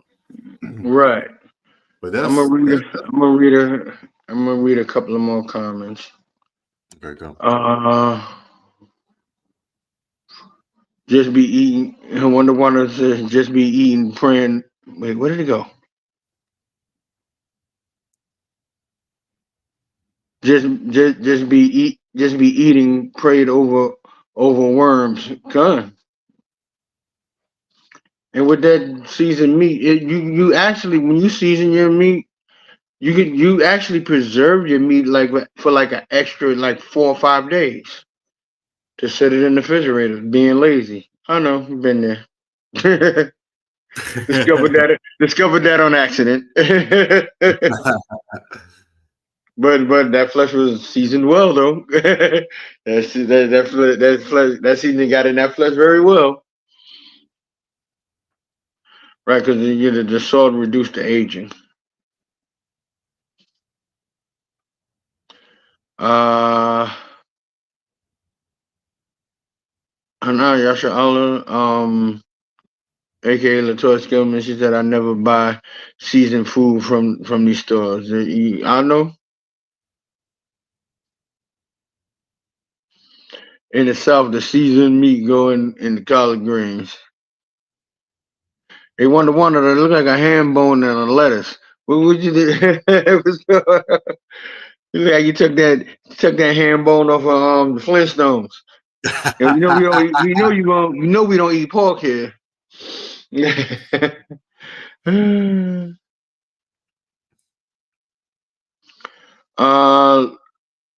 Latoya Skillman Hanaya Shala, she said the salt and sugar cures the salt and the sugar cures the meat and preserve it in the cool cellars. Con.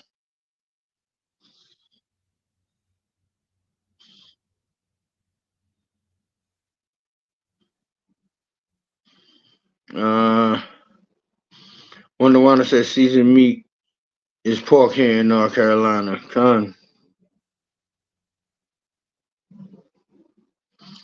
Sister Jamie Fan said help us the Most High. Nah, those emojis ain't tripping. Stop playing, Wonder Wanda. You've been too quiet. You ain't picked with me today. Let me see. Jamie Fan said, grew up in Harlem, knew better. I never ate Chinese food. Okay. Oh, you from the city? You here from New York, my fellow New Yorker. All right, so y'all lords, kings, priests, got anything to add on? No, I No, mean, wow, have no, a it was good a rest beautiful of your day. new moon and a good Sabbath. If you're staying at home, if you go out in the street, you know what's out there. Keep your head on a swivel, keep the commandments, and keep that fire burning. Gone. Yeah, the water for all your participation. You know, we learned a couple things today. Man.